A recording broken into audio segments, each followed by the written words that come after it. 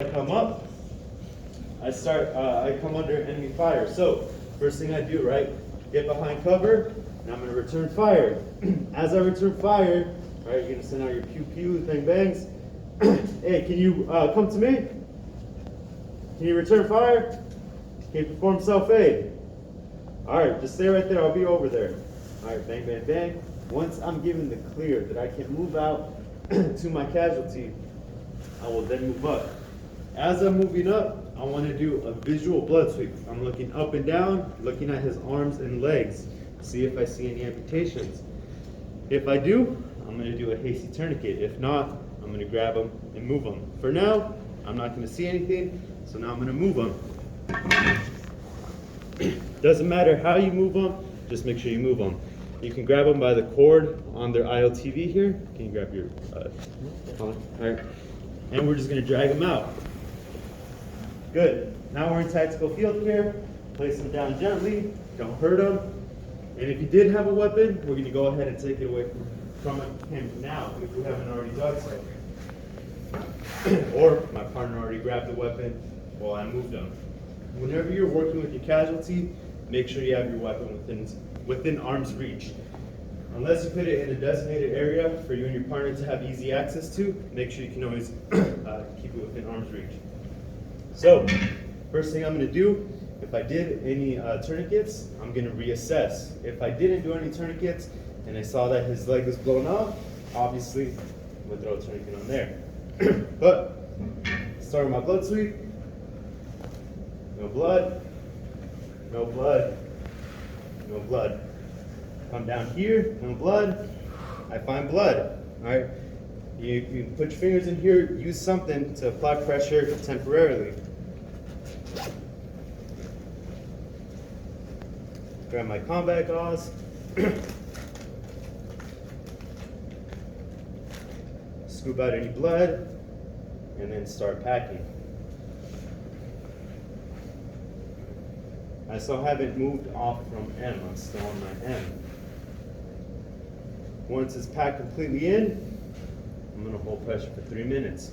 If you have your partner there with you, while you hold pressure, have them continue on with the assessment. I work on this side, they can go to the other side, do the soup on the other side, and treat any injuries that we might have missed so far, or go ahead and move on to airway while I'm still holding pressure. For now, over here. Hold pressure right here. All right, just pushing it. Keep an eye on my weapon, all right? This leg, I don't see anything else wrong with it right there. If I wanted to, right, do a quick sweep. Come over here, nothing, nothing. Check the arm. Good, nothing else going on as far as bleeding goes. From there, I'm gonna move on to my airway. Because again, he's controlling my bleeding for me at the time being, so I'm gonna move on. What's up? Nope, because the back is part of the torso, right? The torso falls under respirations. All right, so come down to his airway. I don't suspect a spinal injury. He's unconscious, so what can I do? Head, toe, chin lift, right? Palm, right here. Look inside his mouth. All right, I can listen to his breath. He's breathing, I hear gurgling. So I'm gonna go ahead, give him an MPA. All right, measure it real quick, move it up, drop it in. Tomorrow it's a mannequin. You're not gonna need lube, so you can just drop it straight in.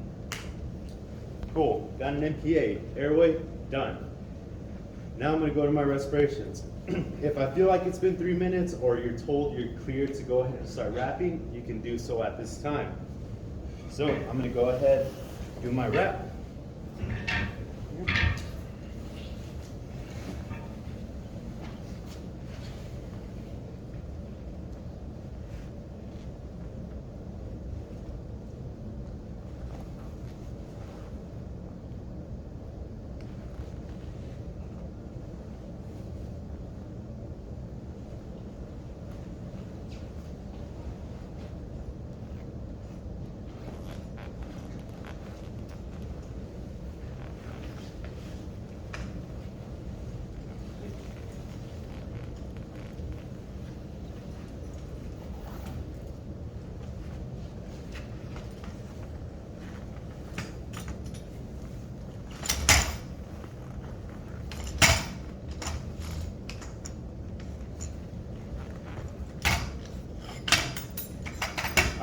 Now, remember, I did my A, now I'm going to my R.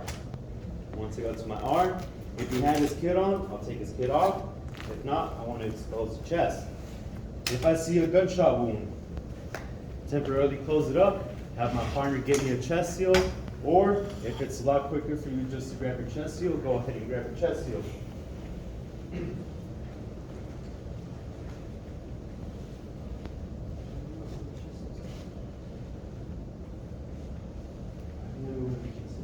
Alright, just gotta wait for my chest seal.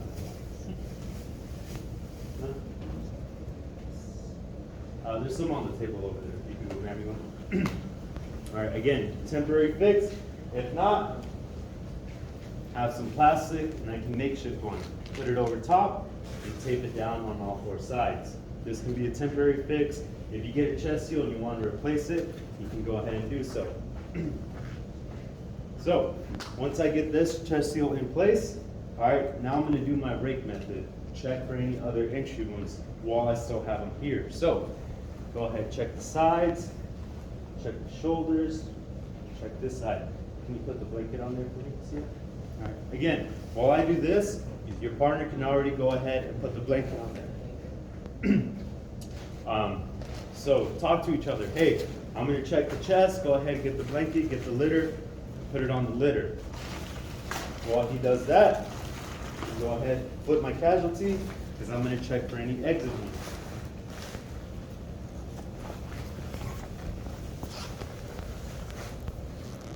Again, check the back, check. Remember to rake. All right, if I had an exit wound right here, put my hand down for the top beam, grab my chest seal. Yes. So, just go ahead, grab the gauze, wipe it away, get rid of your gauze, and then just apply your chest seal just like that. All right, nothing too complicated. Please don't put the gauze underneath the chest seal. That's not what they're there for. They don't work like that. Bring the litter closer to me. All right, again, while I'm doing this, your partner is doing that, working together. All right, I got them on the litter. So what just happened? What did I do? I moved them, right? So I need to reassess everything. Need to make sure none of this is coming out, make sure that's still holding, make sure none of my tourniquets came loose, right? I can go ahead and bring his arms down. And I need to go ahead and reopen my airway, make sure it's still working. And while I'm rechecking here, I can check for equal rise and fall of the chest. All right, I still have equal rise and fall of the chest, I'm good. That's my R. I just did the first step of my C2, right? Circulation, reassess all my interventions. After that, I'm going to check for bilateral pulses. So, feel for a pulse, feel for a pulse. I have pulses, that's good. If I didn't have a pulse, just come check in the neck. Once I'm done with circulation, comes hypothermia, right? I already took care of hypothermia. Got him off the ground, got a blanket on the litter. Boom, 2 birds, 1 stone, right? Now, what I was telling you on day 1, you're never going to straddle your casualty. Only time you're going to straddle your casualty is if you need to adjust them. So if they're really tall and their head is hanging off the end over here, you're going to want to move them down. Or if you just have their feet hanging way down here because you didn't align it properly and you need to fix them, again, this is the only time you'll straddle your casualty. You're going to come over, you're going to pick them up by the belt, and you're going to move them up or move them down. Can you hold on to those 2 ends right there? I'm just going to adjust them as such. Now when I did that, what do I need to do? Reassess, right? So reassess this, reassess any tourniquets, reassess my airway. All right, I still have equal rise and fall of the chest. Make sure my chest seals are good. All right, cool. That finishes my C. Now I go to my H, got them on there. All I have to do, close up the blanket. When you cover them, obviously, don't cover the face, just kind of cover around. If it doesn't go around all the way, that's fine. Now, I'm going to start my documentation, and I'm going to get my 9 line, right? The reason I'm gonna do my 9-line in documentation is because if they're ready for them to get evacuated right now, they can load and go. I don't need to worry about documentation. I don't need to worry about doing my head to toe, because those are non-life-threatening injuries. So, same thing. I fill this out, your partner does the 9-line, or vice versa. So I'm gonna go ahead and fill this out. Battle roster number, I don't see anything on his kit, but I see his last name is Rossi, so I at least have that information. Last 4, if he's conscious, I can ask him. If not, I can look in his pockets, try to find an ID tag, see if he's wearing his tags. He's not wearing his tags. All right, I'm gonna continue on. I'm not gonna spend too much time, at least some type of information. All right, today's date, it's the 12th. Time is 13:50. All right, service, U.S. Army. All right, unit 65th. All right, allergies, the same thing. I would try and find any allergy tags, see if he's wearing them somewhere else. Again, commonly around the belt. He's not. All right, I don't feel a wallet or anything like that, so nothing else I can really check. Cool. Continue on. Mechanism of injury. He has a gunshot wound to the chest. He has some type of shrapnel there, so I'm just going to go with gunshot wound and then, IED. But then again, if I don't know, I'm not going to fill it out. If there was other people in the area that know what happened, you can ask them, hey, what happened? He got hit with an IED, he got hit with an RPG, just ask around. All right, cool. Now I come down to the body. I didn't put any tourniquets, so I didn't need to fill any of the boxes out, but I did do a junctional here on the left side. So just draw an X. All right, junctional. Just something short and simple to get my point across.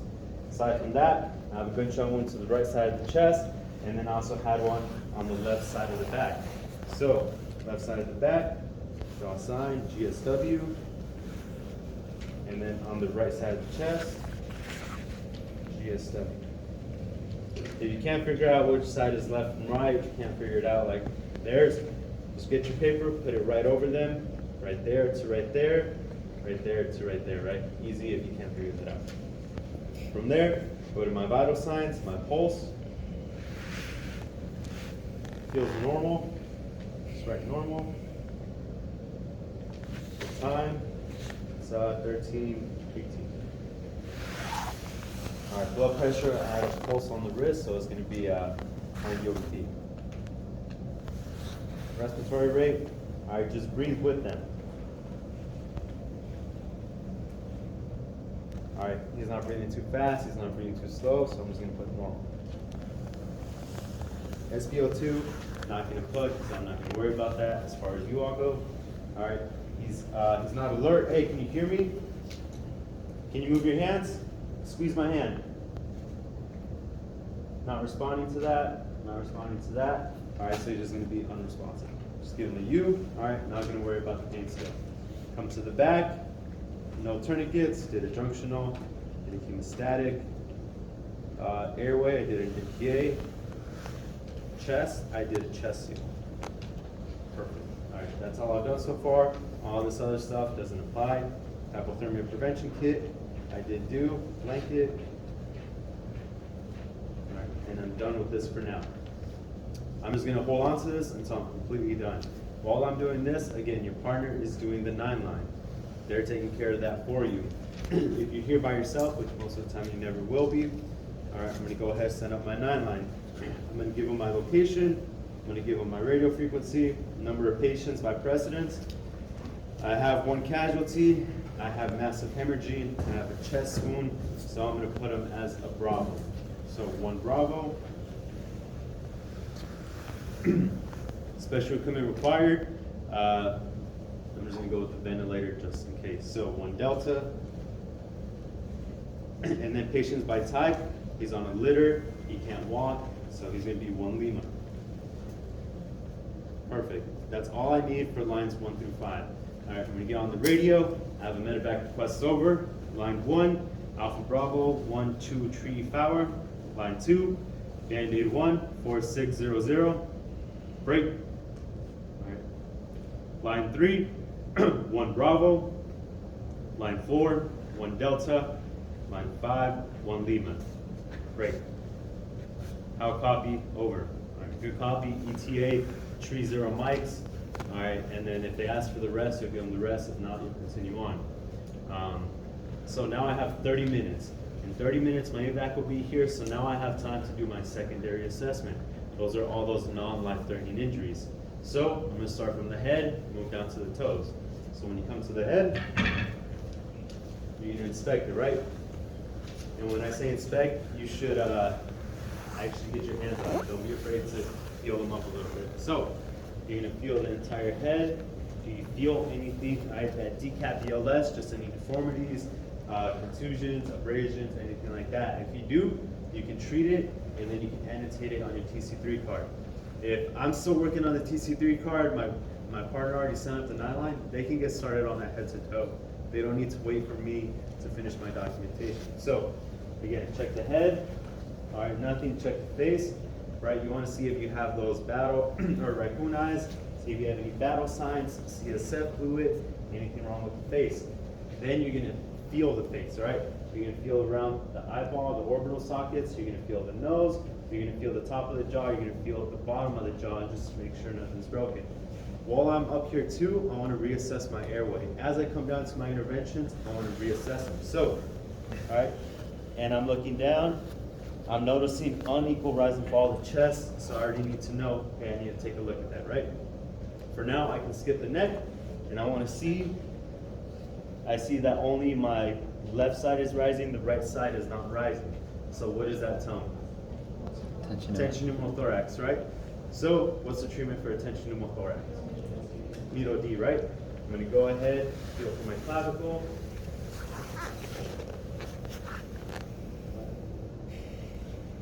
All right, so feel for my clavicle, there it is. All right, this guy does nothing but chest, so it's kind of hard to feel. I'm going to dig down deep with my thumb. There's my rib, so about right here is where I'm going to drop this needle D. Pop it open, pull the needle out, and go straight in 90 degrees, right? I'm going to go directly in until it goes all the way down to the orange hub. You're going to release and leave the needle in there, and then recap the pen. Put it back in the pen, because you don't want to step on it, you don't want someone else to step on it, right? So just quickly recap it. All right, that way it stays safe. You can place it off to the side, you can place it with the casualty so it goes on with them, but just keep it in a secure location so that you don't step on it. After you get this down, tape it down. All right, how long should it take for an NCD to work? About 10 seconds, right? If I don't see improvement in 10 seconds, what do I need to do? Say again? Say again? Another, before I do another NCD. Reassess for other wounds that I might have missed, right? More errors coming in than coming out. So now I need to double check, triple check to make sure I didn't miss anything. So I'll do my rakes again. I want to inspect, visually inspect. If I need to get this top off, I'll take it off just to make it easier for myself to actually find that exit wound or entry wound. But I'm looking, I see that I now have equal rise and fall of the chest, so it's working. Now I can go back to my head to toe. Check the back of the neck. I don't feel any step-offs, just look at the neck. Do I see JVD, tracheal deviation? I don't. All right, we're good. Now I can come back to the chest. What I'm gonna check the chest for, reassess my interventions, and then I'm gonna feel the rib cage, make sure nothing is broken. So, I'm gonna go ahead, feel the clavicles, just make sure they're not broken. Bring my hands down the sternum, make sure it's still intact, and then just kind of squeeze the rib cage to make sure there's no broken ribs. All right, I don't feel anything, everything is still good. Chest is done, recheck your chest seal is still holding. If you want, you can reach around and check the one on the back, but more likely than not, as long as you apply it properly, it'll stay stuck. Now I come down to the abdomen. The abdomen, I just want to do a visual inspection, check for any decap BLS, and then that third P. Tenderness, you can't really see, but you can see the rigidity, the pulsating masses, or the distension. if he has a big old belly. The way you check it, right, you're gonna break it up into 4 pieces and you're gonna check all 4 corners. So just very lightly, all right, when you do this, you want it to be squishy. If you do this and it's hard to the touch, there's probably internal bleeding, so you want to go ahead and annotate that on your notes and continue on. Make sure they get evacuated. Evac is already en route, so again, you're just going to annotate that. But if it feels squishy, you can go back a second time and just press a little harder. All right, everything feels good. I don't see anything else. Now I can move on to the hips. When I come down to the hips, what we're going to do, we're going to grab the hips on the crest, the kind of pointy part up here, and we're going to push downward and then inward. When we push downward, the hips should not give, they should not move. If they move, let go. All right? If at any point the hips move when you're putting pressure on them, let go. All right, try and stabilize them. He's already on the litter, so he's stable. We're going to leave him like that and annotate that on our notes. So feel down, all right, press down, doesn't move, press inward, doesn't move, his hips are good. After that, I'm going to move down to the legs. When I check the legs, I'm checking for decap ELS and tick, right? That tenderness and stability crepitus. So the way you check the legs, you want to go opposite directions. So you check the top of the thigh, the bottom of the thigh, and push inward. If there's broken bones, it's going to shift, right? If it's not broken, it's still intact, it's not going to go anywhere. So just like this, right? Be a little aggressive. Just like this, just like that. Recheck your intervention, still holding. Now I can come down to the leg and do the same thing, right? Just checking to make sure it doesn't move. The leg should not bend at any point. If you feel it give way or kind of feel a little floppy, there's probably broken bones in there. You want to go ahead and expose and see what's going on. All right. After the legs are done, make sure you recover them up. Lastly, come to the arms. Check the arms, and you're going to check the same way. All right. Doesn't go in opposite directions if you want. Kind of move the elbow. Elbow still moves in a good manner. Good. All right. Check this side. Check. All right. Perfect. Just like that. Now, I do want to check the back, but again, he does. If he does have a broken hip, you don't want to move him too much. I can flip him and check the back. You know, it's not perfect every time, so when you flip him the first time and you're checking the back for exit wounds, you can do that quick check of the spine to make sure he doesn't have any step-ups. Aside from that, I'm done with the full assessment. Now all I'm going to do is continue to reassess him, re-input my vital signs every 5, 10, 15 minutes, and then once evac gets here, I'll pick him up, put my TC3 card in his left cargo pocket, left shoulder cargo pocket, and then left pant leg cargo pocket. If not, I'm going to give this documentation to whoever takes them, and then I'm done. Any questions? Any questions? No? Done once? Done twice? What's up? Let's say like they lose their hand, it's like close to the level between the Good question. So, if you do have disconnected limbs, right? You find a foot, you find a leg, you want to go ahead and pick them up and put them with the patient. If his hand